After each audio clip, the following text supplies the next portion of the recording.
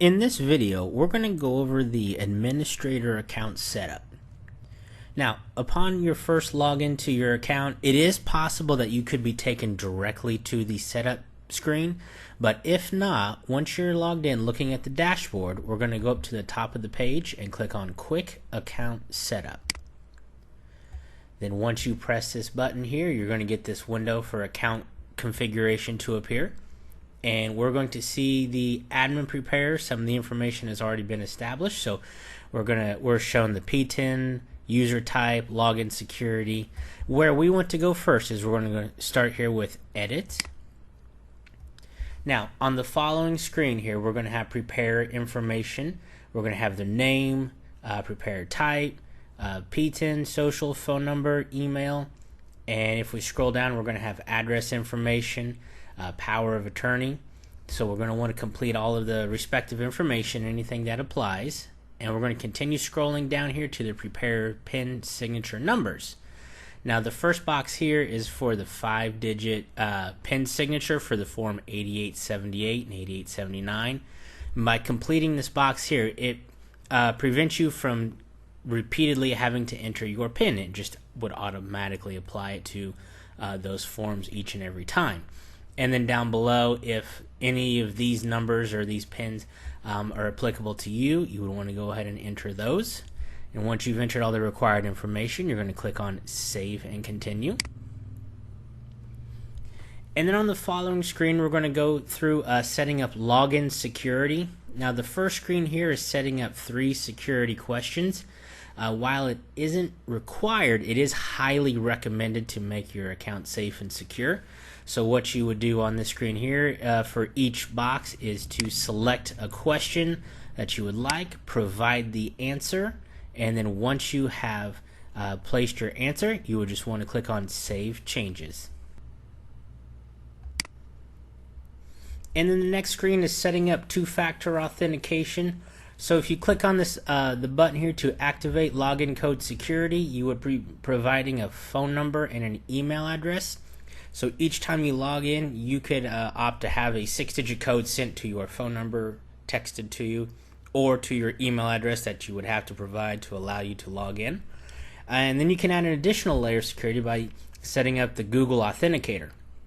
So with Google Authentication, you would click on Setup here. You would make sure you would want to have the Google Authenticator app on your phone. It'll have you scan a barcode and enter the current 6-digit code. That 6-digit code resets every minute, but that is another layer of security. And then an additional layer that you can add as well is adding a PIN, and this is a 4-digit PIN that you can add to your login security. So each time you log in, you would also be entering this 4-digit PIN as well. Now once you have entered and set up everything that you like, you would scroll to the bottom here and you would click on Complete. And then on the following screen, we're going to be looking at our firm information. Now if your firm information is the same as the admin prepare, you would just be checking this box here and it would just pull the details over here for you. So you wouldn't have to re-enter. And then over here on the right, firm information, you would want to enter the EIN, the federal EIN, the state ID number if that applies, and then most importantly, your firm EFIN number. And then once you have made those entries, you would want to click on Save Changes. And this is something, if we go back to the top here, we look at our EFIN status summary.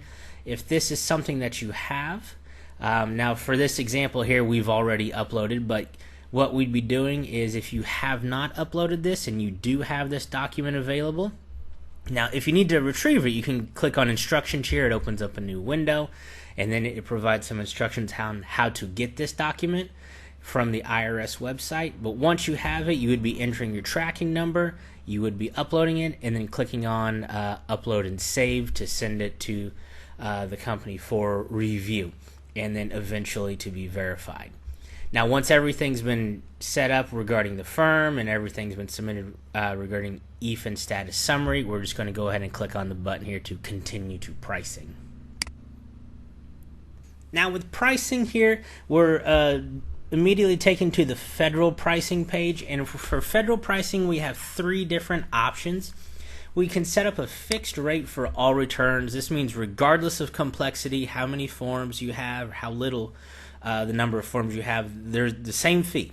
It's the same price for all returns regardless. Setting price per forms is you can set the prices per form individually. So you would just scroll through this list here, enter your prices, then you can sort by the schedules, sort by other forms, worksheets, showing all, or if you want to sort by the number, the beginning number, you can do that as well. Once you've made all your entries and your changes, then you would scroll down here to the bottom, and then you can click on Save Federal Pricing. But then our third option here would be to set price manually after every return. And so by this option here, you would essentially be setting the price manually after every return. So every return can have a different rate. So once you go through the invoice process, you would just manually type in that price. Now, regardless of whichever option you select, you would just want to make sure you click on Save Federal Pricing. And then we're going to click on Continue to State Pricing and go through the same process. We have our fixed rate for all state returns. Now, there's one additional option here that you can set price for each state. So we can go through each particular state and set their price for each one. And then there's also set price for all forms within each state. So then we'd be selecting the state here, defaults to Alabama. You could set all the prices for each individual form in Alabama, and then just going down through the list, the states that you work with, you'd be setting the price for each individual form, just like you would in the federal. And then you also have setting price manually after every state return as well. Now, whichever choice you make, once you're finished setting it up, you're going to click on Save State Pricing, and then we're going to go to Continue to Discount. Now, if you want to set up any discounts for your pricing, such as maybe a referral discount, a family and friends discount, whatever it may be, you're just going to select what will it apply to. Will it apply to the federal or the state? You're going to enter a description. So we'll put family, and we'll just say $50 discount. And now you can check this box here, and it'll automatically apply this discount to all returns if you check this box. Or if you leave it unchecked, then you would have to go in and manually apply this. But once you have entered the information, you're just going to click on Add Discount. And you can see down here it's set up. It's not set to be defaulted to apply to every return. But if you ever need to come in and change, you have your edit option here. If you need to delete, you just click on the red trash can and it takes it right off. And then if we want to do additional charges, we want to go the other way, and we need to add any additional charges for whatever it may be. Maybe there's a paper filing fee or something else that may apply.